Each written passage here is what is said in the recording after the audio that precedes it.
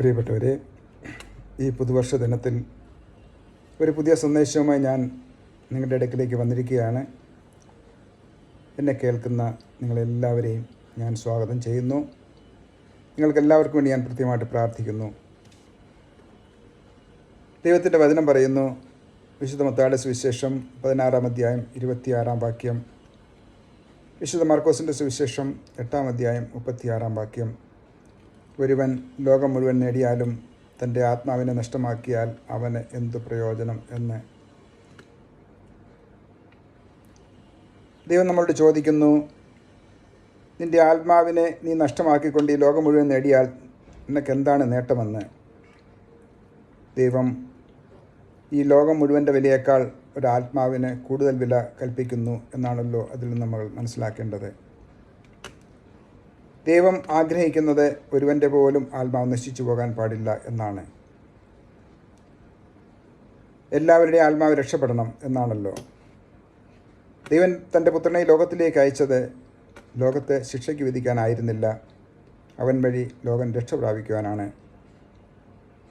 വിശുദ്ധ യോഹന്നാൻ്റെ സുവിശേഷം 3-ാം അധ്യായം 16-ാമത്തെ വാക്യം വചനം ഇപ്രകാരം പറയുന്നുവല്ലോ, തന്നിൽ വിശ്വസിക്കുന്ന ഒരുവനും നശിച്ചു പോകാതെ നിത്യരക്ഷ പ്രാപിക്കുന്നതിന് വേണ്ടി തൻ്റെ ഏകമകനെ നൽകാൻ തക്കവിധം ദൈവം ലോകത്തെ അത്രമാത്രം സ്നേഹിച്ചുവെന്ന്. ദൈവം ആഗ്രഹിക്കുന്നു ദൈവത്തിൽ വിശ്വസിക്കുന്ന എല്ലാവരും, എല്ലാ ആത്മാക്കളും രക്ഷ പ്രാപിക്കണം. ഒരുവൻ പോലും നശിച്ചു പോകാൻ പാടില്ല, എല്ലാവരും ദൈവത്തിൽ വിശ്വസിക്കണം. അതിന് വേണ്ടിയിട്ടാണല്ലോ ദൈവം തൻ്റെ പുത്രനെ ഈ ലോകത്തിലേക്ക് അയച്ചത്. 17-ാമത്തെ വാക്യത്തിൽ ഇത് തന്നെയാണല്ലോ പറയുന്നത്, ദൈവം തൻ്റെ പുത്രനെ ഈ ലോകത്തിലേക്ക് അയച്ചത് ലോകത്തെ ശിക്ഷയ്ക്ക് വിധിക്കാനല്ല, അവൻ വഴി ലോകം രക്ഷ പ്രാപിക്കുവാനാണെന്ന്. നമ്മുടെ ആത്മാക്കൾ, ആരുടെയും ആത്മാക്കൾ നശിച്ചു പോകുവാൻ പാടില്ല. എല്ലാ ആത്മാക്കളും രക്ഷപ്പെടണം, രക്ഷ പ്രാപിക്കണം. എല്ലാവരും ദൈവത്തിൽ വിശ്വസിക്കണം.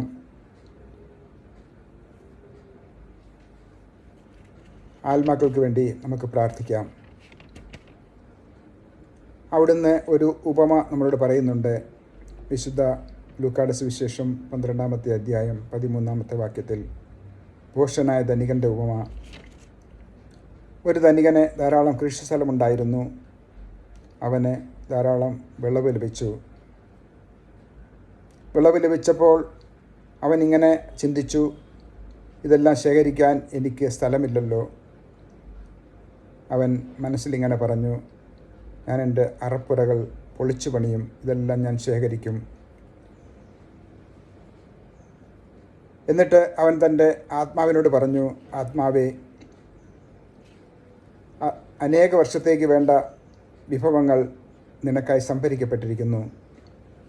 വിശ്രമിക്കുക, തിന്നുകുടിച്ച് ആനന്ദിക്കുക. എന്നാൽ ദൈവം അവനോട് പറഞ്ഞു, ഭോഷ, ഈ രാത്രി നിൻ്റെ ആത്മാവിനെ നിന്നിൽ നിന്ന് ആവശ്യപ്പെടും. അപ്പോൾ നീ ഒരുക്കി വച്ചിരിക്കുന്നവ ആരുടേതാകും? ദൈവം നമ്മളോട് ഓരോരുത്തരോടും ചോദിക്കുന്ന ഒരു ചോദ്യമാണിത്. നീ സമ്പാദിച്ചു കൂട്ടിയിരിക്കുന്നതെല്ലാം ആർക്ക് വേണ്ടിയാണ്? എന്തിനു വേണ്ടിയാണ്?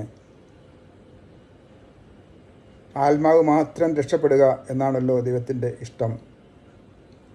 നമുക്ക് നമ്മുടെ ആത്മാവിന് വേണ്ടി പ്രാർത്ഥിക്കാം. ആത്മാക്കൾക്ക് വേണ്ടി പ്രാർത്ഥിക്കാം. നമ്മുടെ ആത്മാക്കളുടെ രക്ഷയ്ക്ക് വേണ്ടി പ്രാർത്ഥിക്കാം. എല്ലാവരും രക്ഷപ്പെടണം എന്ന ദൈവത്തിൻ്റെ ഇഷ്ടം പൂർത്തിയാകുന്നതിന് വേണ്ടി നമുക്ക് പ്രാർത്ഥിക്കുകയും പ്രവർത്തിക്കുകയും ചെയ്യാം. നിങ്ങൾക്കെല്ലാവർക്കും ഒരു നല്ല ദിവസം ആശംസിക്കുന്നു. ദൈവം നിങ്ങളെ എല്ലാവരെയും അനുഗ്രഹിക്കട്ടെ എന്ന് പ്രാർത്ഥിക്കുന്നു. നന്ദി.